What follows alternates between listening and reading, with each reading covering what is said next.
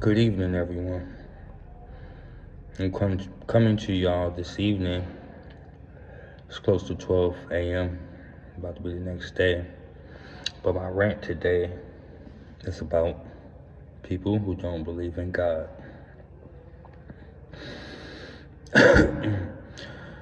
Well, a lot of people tend to believe in science these days, which I don't take no credit from science at all.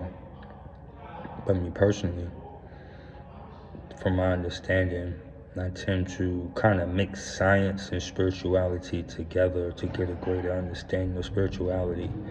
I use science and vice versa. So, with that being said, I know a lot of people in these end times are losing faith about believing in God and wondering maybe do he hear your prayers or does he see what's going on?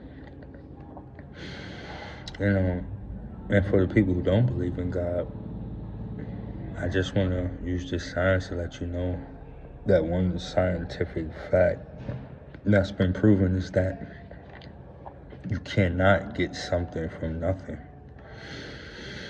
So in order for something to be produced, it has to come from somewhere. And most likely, the source that it comes from, wherever it's produced, most likely the source is the very thing that it handed on or produced. With that being said, I find it very crazy to think that God cannot see or hear, being that he gave every living thing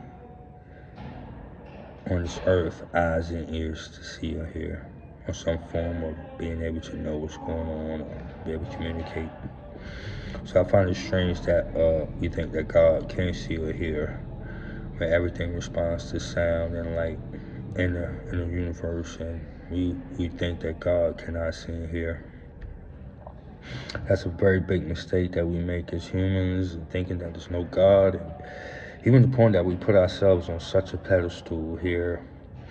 You know, I go out in the park and I feed the birds sometimes here in Washington Square, Union Square, and other places. And when I go places, I see so many people like, so grossed out by the pigeons and stuff like that.